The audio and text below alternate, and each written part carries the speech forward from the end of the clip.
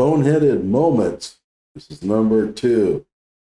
This is going to be a long series, I have a feeling, especially since Binger keeps opening his mouth. In this one, Thomas Clair Binger is going to try to throw a monkey wrench into the defense's argument that the CVS riot footage should not be included in the court proceedings. However, his monkey wrench could only be described as a tool of comedy. We're going to give this a Binger score. And if you remember what Binger score is, the BIN stands for what? Brainless, ignorant, and nasty. So, without further ado, hello out there. I'm trying to get through. With his powerful brainwaves cradled in the warmth of reasoning, it's time for Johnnie Walker Dread to straighten you out on a thing or two. Emanating all the way from exciting Las Vegas, Oklahoma, it's the Johnnie Walker Dread Show. All right, let's take this away here. Binger has been trying to get the CVS riot footage included as part of discovery. He wants the jury to be able to see that. And of course, the defense is all against that. Although, frankly, I don't know why they'd be so worried about it. If I'm on the jury, it wouldn't bother me that Kyle Rittenhouse has real problems with rioters, but whatever the case. So, Thomas Clair Binger, again, he's made his argument that the CVS footage should be included, and now Sharafasi, the attorney for Kyle Rittenhouse, is going to speak up. Judge, Mr. Binger describes it as an unjustified use of a weapon and a threat. I would submit to you neither one of those things are actually true. I don't know if you've seen the video or not. However, I have. Okay. So it is a video of him sitting in a vehicle, having a conversation with, I believe, Dominic Black. The state in their other acts motion says the three things that I think you need to think about, which I believe to be are untrue, which is the state says we would like this admitted for the following reason. The defendant's understanding of the proper use of his AR and of deadly force is crucial to this case. The video demonstrates that the defendant was eager to use deadly force in an unlawful situation. The video demonstrates the defendant fervently sought to insert himself as an armed vigilante into situations that had nothing to do with him. Finally, and perhaps most importantly, the video proves the defendant was ready and willing to use deadly force in situations where it was completely unjustified. Now, one thing to notice is that he's reading back to the judge Thomas Clair Binger's own words. Sometimes your words don't sound quite so stupid until you hear somebody else read them. That video doesn't show any of that. He didn't have a weapon. He was sitting in a vehicle having a conversation with someone else. He never made contact with those people at CVS. If you watch the video, they don't know, presumably, they don't know he's even there. He doesn't even step from the vehicle to verbally confront them in any way. He doesn't do anything. He doesn't open his window. He doesn't honk the horn. He does nothing but passively sit and watch what's happening.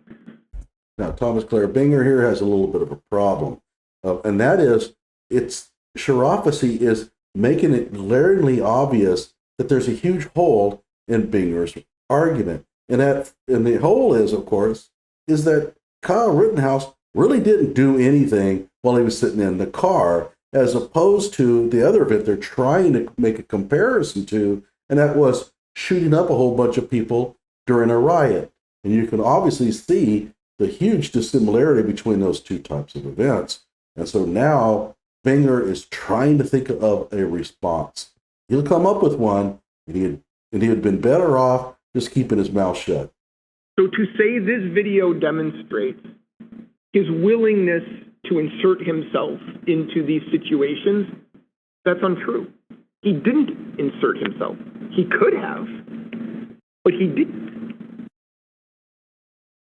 if you look at the actual situation and you compare it to, and I want you to know this, Judge, there are situations that I think this would be relevant, okay?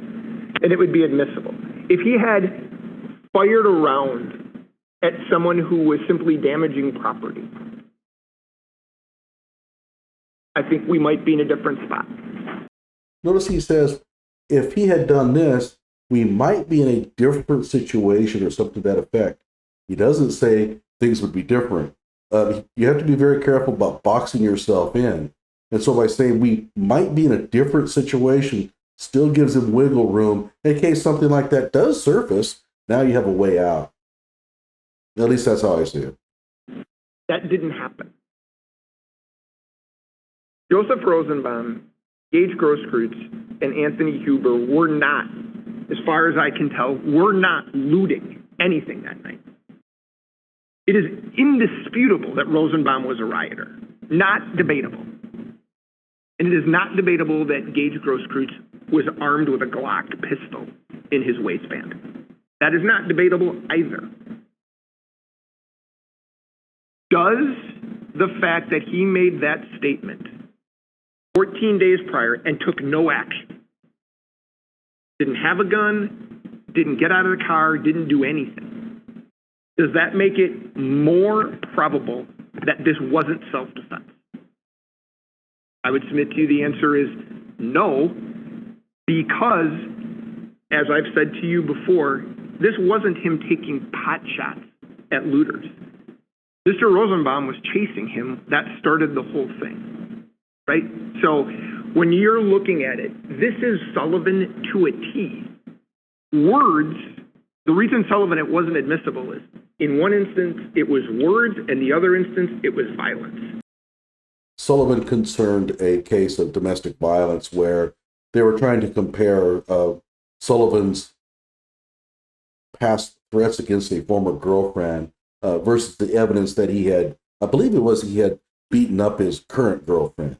And they basically stated at the time that simply saying threats to somebody in the past doesn't necessarily constitute a reason why you can include that in other acts.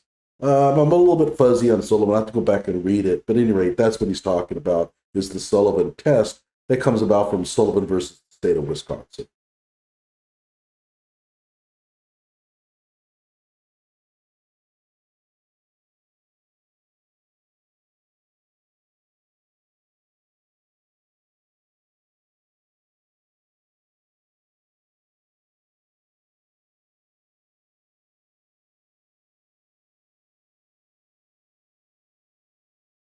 All right. So now Binger has been listening to this, and I think that he sees his motion slipping away. Shirafisi has been very persuasive here. And again, Binger has to hear his own statements uttered by somebody else, and that does change things a little. And so I think that Binger is starting to feel the heat. He's got to come up with something. And so he's going to dig deep to try to find something that will save the day. Unfortunately, what he's going to say next is one of the most boneheaded statements in court history. Because there is an actual action he takes. Oh, okay. So this is good to hear. Binger's got him now. Shirafisi made his statement that that Kyle didn't do anything. Kyle was sat in the car and he was talking to his friends. He didn't take any kind of action whatsoever. And now Binger's claiming, but he did. And then you can hear the court going, oh my gosh, what did he do? I think that Mark Richards and Shirafisi are probably looking at each other like, oh my gosh, what did he do? What did he do here? Ha ha, listen up. At the CVS incident, and that is he does call 911. Oh no. Wow. There it is. Man, I'm telling you, he's got old Kyle Rittenhouse now. Can you imagine if you have gone to law school for how many years? By the way, he went to the University of Michigan Law School. So if you're a Michigan Law School grad, hang your head in shame. He got a law degree from the same place that you got one. And yes, the University of Michigan is a well-respected law program. So I'm just kind of jabbing you a little. But there it is. That's his strategy. He's going to convince the judge that Kyle did do something that night. He calls 911. Using his personal cell phone while he's watching this incident. Now, he doesn't know what's going on. He doesn't know what these people are doing. He's sitting in a car across the street. He doesn't talk to anybody. No one asks him to call 911. He thinks he sees a crime. Yes, and when we think we see a crime, what are we supposed to do? Let me think here. A, shoot them up? No. B, run in terror? No. Or C, call 911? Yes, that's what we have always been told to do since we were little.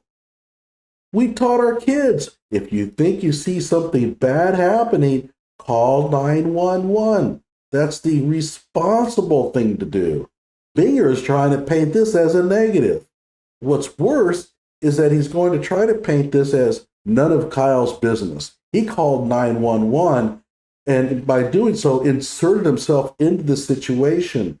But the truth of it is that we're supposed to call 911 if we see somebody getting robbed, even if we're not being robbed. That's called being a good citizen. If you see a store that you think is being robbed, you call 911. You don't sit there and think, well, wait a minute now, what business is this of mine? I don't know the owners. What kind of person does Thomas Clair Binger think Kyle should be? Does he really think that that's how we should be?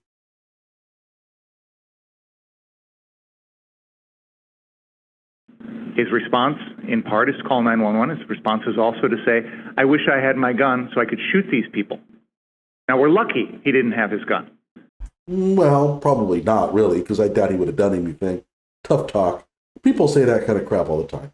But the standard for other acts isn't that we have to present to the court an exact scenario that matches the exact crime that the defendant is being charged with.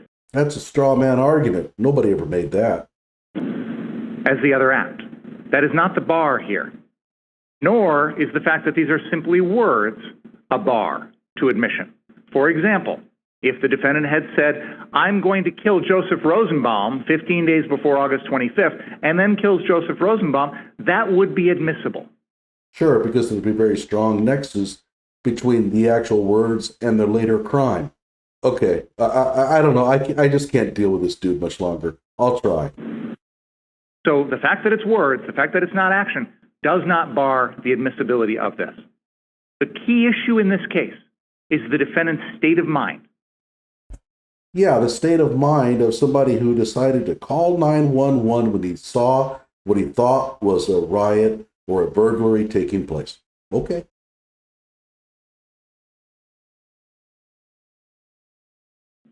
I think I heard now for the first time that he called 911. In other words, Thomas Binger, you totally unraveled your own argument.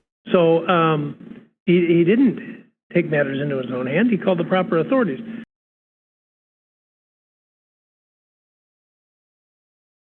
In both of these situations, the defendant is taking it upon himself, taking the law in his own hands, under circumstances where he doesn't know the full facts. He is making assumptions. Right. Okay, so let's see here. When you call 911, you're sort of making an assumption that there could be, or is certainly probably be, something amiss. There's probably something going wrong here, or even just possibly. That's fine. You can make such assumptions. You call the authorities, they'll be the ones that go and investigate. You don't have to be a detective and determine once and for all whether a crime is afoot before you call 911. On August 10th, he's making an assumption, seeing people coming out of CVS, and he thinks they're robbers. And he's talking about taking the law in his own hands by firing off rounds with his AR-15. This is before he calls 911. So his first instinct is, I'm going to stop this with my gun by killing these people, which is completely unlawful. Mr. Binger, you wouldn't have to tell the judge that this took place before 911 if you hadn't brought up 911 in the first place. I mean, you brought up this whole 911, and now you're trying to distance yourself from it by saying, Well, he did make these threats before he decided to try call 911. I mean, come on, man. You shot yourself in the foot pretty badly on this one. Okay, enough of that. Let's go ahead and give this thing a Binger score now. And if you remember, B stands for what? Brainless. How stupid was this? This is 5 out of 5. This may be one of the dumbest things I've ever heard an attorney do in a court case. You really thought that bringing up the fact that he had decided to call 911 was going to help you? That was going to help your argument? Now, what about ignorance? How ignorant of the law is Binger here? Well, I mean, it kind of goes back to how much do you think he understands the whole idea of the Sullivan test and similarity? He doesn't seem to quite get it. Mindset in a young kid can shift from 15 minutes to 30 minutes or whatever. I mean, you could wait 5 minutes and the person would have a completely different mindset. And this CVS thing took place weeks before the Kenosha shootings. So the whole idea of thinking that because he had a certain mindset on the night of the CVS rioting or looting or whatever you want to call it, that means he had the same mindset in Kenosha. That's a bit of a stretch. However, as far as ignorance of the law goes, I'll cut him some slack right here on this one. I'm only going to give this one a 2 out of 5.